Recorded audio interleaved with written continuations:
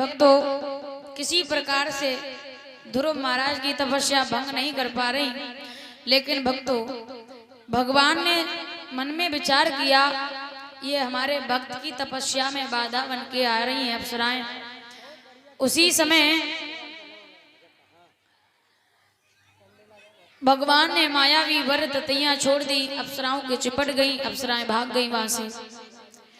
और इधर भगवान गरुड़ पे सवार होकर के ध्रुव के सामने पहुंचे और कहा बेटा ध्रुव, ध्रुव नेत्र खोलो। लेकिन ध्रुव नेत्र नहीं खोल रहे। ध्रुव के अंदर भगवान की जो प्रतिमा लगी हुई थी, जैसे ही उसको हटाया वैसे ही ध्रुव हाय पिता कह करके जमीन पे गिरने चाहे, वैसे ही ध्रुव महाराज को भगवान ने गोद में ले लिया। बोलिए भक्त और भगवान की, बोलिए विष्णु भगवान की। और इधर महाराज ध्रुव को गोद में उठा लिया भगवान ने, बड़ा ही लाड़ प्यार करने लगे। जवाब दिया है बेटा ध्रुव, मैं तुम्हारी तपस्या से बहुत ही प्रसन्न हुआ हूं, कुछ वरदान मांग लो, क्या मांगना चाहते हो? जवाब दिया है पिताजी मुझे कुछ भी नहीं चाहिए, आपकी गोद चाहिए थी बस, मुझे और कुछ नहीं चाहिए। लेकिन भक्तों वो महाराज ध्रुव थे जिन्होंने ये कह दिया। और आजकल अगर भक्त भगवान की तपस्या करे और भगवान अगर दर्शन दे भी दें तो सबसे पहले क्या मांगेगा?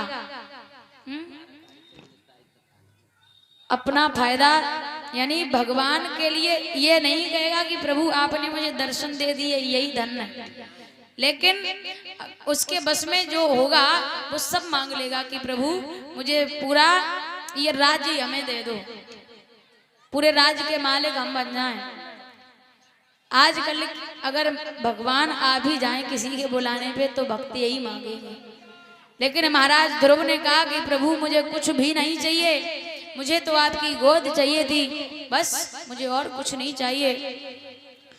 भगवान कहने लगे ध्रुव तुम हमारे बड़े ही अच्छे भक्त हो, इसलिए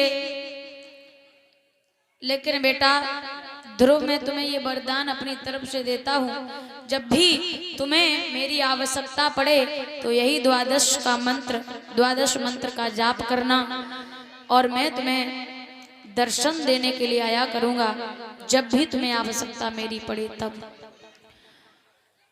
और इतना कह करके प्रभु ने कहा बेटा ध्रुव अब तुम्हें अपना राज्य भी संभालना होगा, जाओ राज्य को संभालो जाकर के। तुम्हारी मैया जो है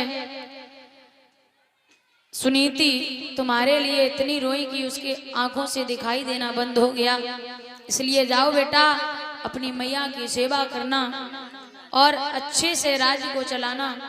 ऐरापत हाथी को बुलाया और ऐरापत हाथी पे बिठाल करके ध्रुव महाराज की विदा की भगवान ने।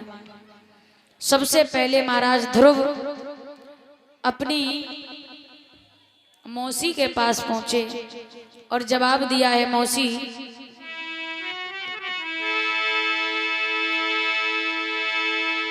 खोलो मौसी की